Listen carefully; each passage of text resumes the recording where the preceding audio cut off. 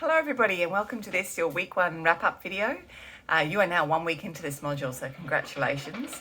Hopefully from this week's content in the module, you've had a chance to learn a bit more about what mental well-being is and also how complex it can be, probably more complex than is often presented in the media, for example.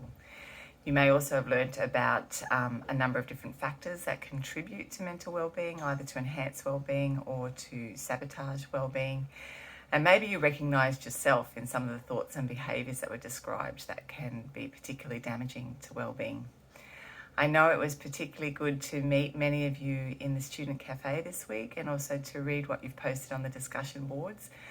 More importantly though, I hope that it was good for you to meet one another and also to learn that you are not alone in some of the things that you struggle with, particularly around those thinking patterns that can be damaging, I guess, to mental well-being. So, for example, there are many of us, and I include myself in that, walking around feeling like at any moment we might get found out that we're actually not as clever or not as capable or not as skilled or not as knowledgeable as we try to present ourselves to be. That's a very common pattern of thinking. Hopefully you saw that from the discussion board, and it's something that's particularly common, I think, in academia, and we're going to talk a little bit more about that in week 2 when we look specifically at mental wellbeing amongst HDR students and early career researchers. In the poll this week, it was interesting to see what you responded to with regards to what you think is the main component of mental wellbeing, and by a long way, the winner was self-acceptance. There were also quite a lot of scores for things like autonomy and independence.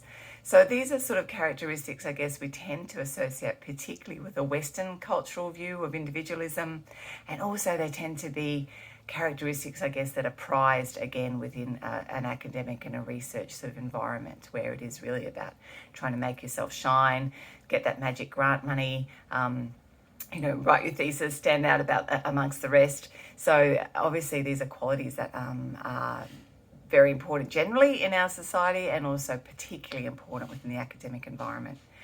What is really interesting though is that the quality of having positive relationships with others was fairly low. It didn't score too many, and yet as we're going to find out as we go through this module, the sorts of relationships that we have with other people has been found time and time again in research to actually be the most important contributor to our mental well-being. So we're going to talk more about that in future weeks. For now, it just remains to me to say well done on getting through week 1. It's been great traveling with you this far, and I look forward to joining you again next week, week 2. Bye for now.